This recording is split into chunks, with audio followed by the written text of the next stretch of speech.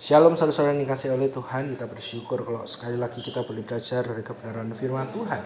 Hari ini secara khusus kita akan belajar dari kitab Imamat 17 ayat yang ke-11. Di sana dikatakan demikian. Nyawa makhluk ada di dalam darahnya, dan aku telah memberikannya kepada kamu di atas mezbah untuk mengadakan pendamaian bagi nyawamu. Darah sekarang selalu berkaitan dengan yang namanya kesehatan, sakit, luka, rumah sakit. Tapi kalau kita lihat di dalam Alkitab, maka kita akan melihat bagaimana darah itu bukan hanya soal tubuh, tapi soal jiwa, nyawa, dan hubungan manusia dengan Allah. Saat tadi kita lihat bagaimana nyawa makhluk ada di dalam darahnya, dan aku telah memberikannya kepada kamu di atas mezbah untuk mengadakan pendamaian bagi nyawamu. Ini adalah pengingat sejak awal bagaimana Tuhan itu mengajarkan dosa itu merusak hubungan dan perlu dibayar dengan hidup.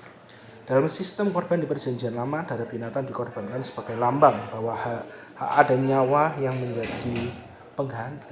Tapi permasalahannya itu belum cukup. Tidak ada satupun nyawa dari manusia berdosa yang bisa menjadi pengganti yang sempurna. Karena pengganti yang sempurna, penebusan yang sempurna, itu hanya di dalam Yesus Kristus. Yesus datang, dia tidak hanya mengajarkan kebaikan, tidak hanya memberikan teladan, tapi dia memberikan hidupnya, memberikan nyawanya, menumpahkan darahnya di salib untuk menebus setiap dari kita manusia berdosa. Darah Yesus itu adalah harga nyata yang dibayar supaya kita sadar dengan pengorbanan itu sajalah kita bisa diampuni, dibebaskan, dan dipulihkan.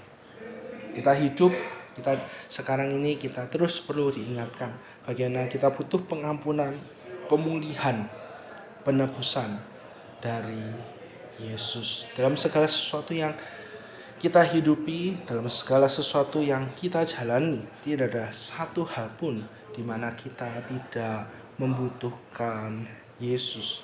Darah Yesus membuat hidup kita berharga. Kita dulunya tidak layak, kita dulunya bukan siapa-siapa, tapi darah Yesus. Ketika Yesus membayar hukuman dosa kita, maka sekarang kita memiliki harapan di dalam hidup setiap dari kita.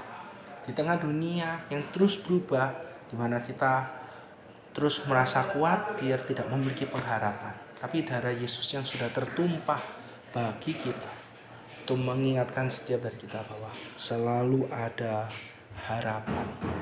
Karena penebusan Yesus memberikan jaminan bahwa kita dikasihi, bahwa kita diampuni, dan terlebih lagi hidup kita aman. Kita memiliki hidup kekal, hidup selama-lamanya hanya di dalam Yesus Kristus.